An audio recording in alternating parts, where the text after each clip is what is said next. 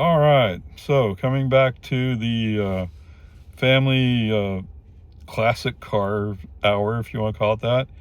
61 miles, 11 kilowatt hours, $1.21, 48% of unleaded regular. I don't know how. I guess my mother goes, "Oh, I wanted to have this," and Dad would do it. All right, so we had a 1970 Toyota Corolla,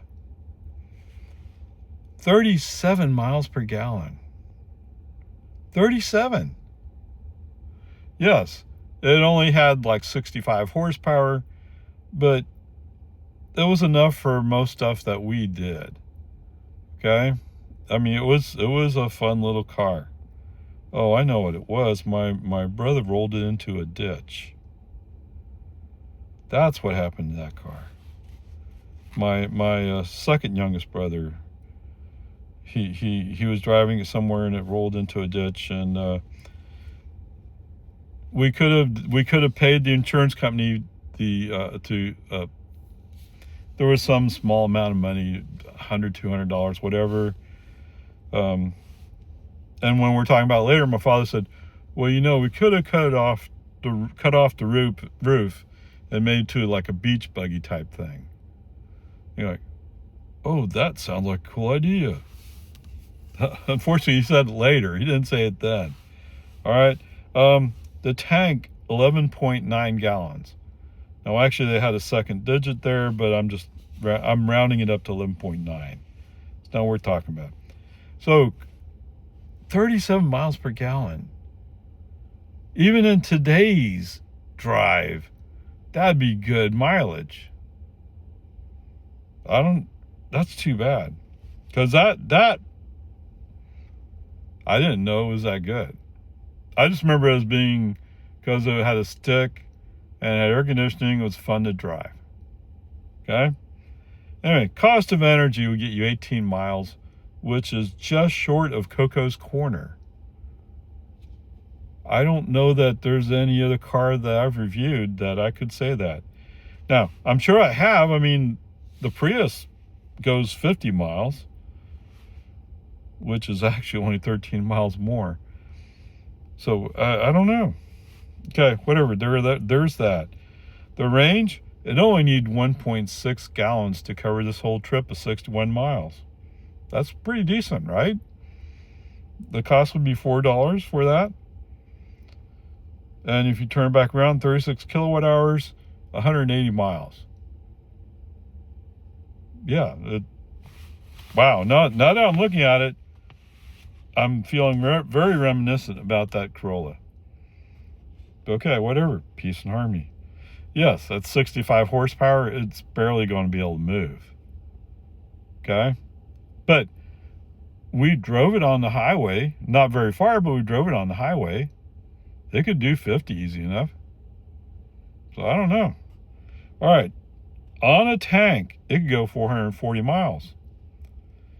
It'll cost you $29.75 to fill it up from empty to full. Turn that back around. I get 270 kilowatt hours, or 1,350 miles. That's not even quite 3 times. Okay, whatever. Peace and harmony, there's that part. Yes, it was a small car. Not practical from a family perspective, but as a commuter car for 1 or 2 people, it was fine. Now, it was a 5-seater. I think it was 5 seats. Practically, it was a 4-seater, right? Okay, it was that small. All right, so I just watched a little video, and so I got it backwards. America produces light crude oil. Okay? So if you want your refineries to burn cleaner and the results be cleaner, you use light. It turns out we produce something like 21 billion barrels of oil, and we export about a third of it.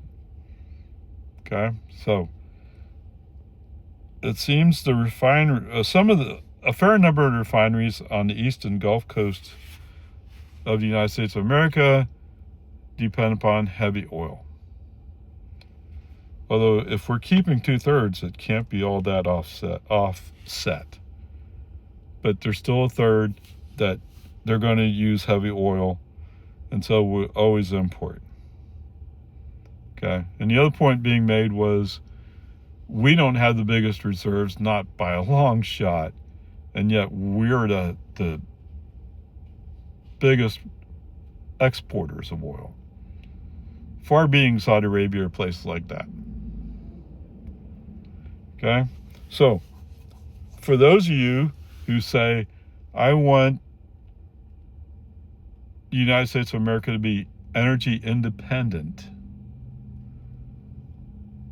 think about what it means is when you say, but our refineries are dependent upon foreign oil. How do you get out of it? Switch to electric cars. I mean, yes, your solar power, chances are, so at least some of that at least some of those solar panels, probably a majority of them, will come from China. But once you have them in place, all the energy we're using is produced in the United States of America. Yes. Wind energy. Yes, I've heard oh my goodness, oh, the birds are dying because of the windmills. Is it really that bad? I mean,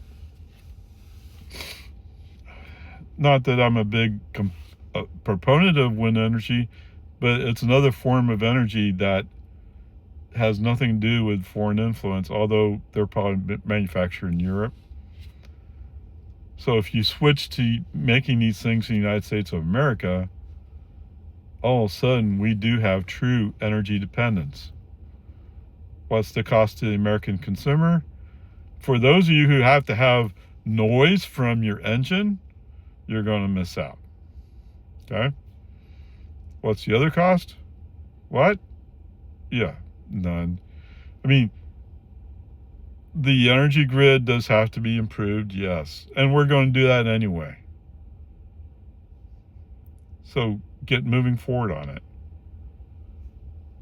Then the sooner you reduce your dependence upon heavy oil, the sooner we get out of the energy dependence that we have. Okay, whatever. It's just a video I just watched, and so that's why it's fresh in my mind. Although it's been around for a while. I mean, the fact that we depend upon, well, supposedly we don't depend upon Russia because of the embargo, because of the Ukraine conflict, right? Whatever. You can find various reasons for why you do things, but it's that simple, that basic. Okay.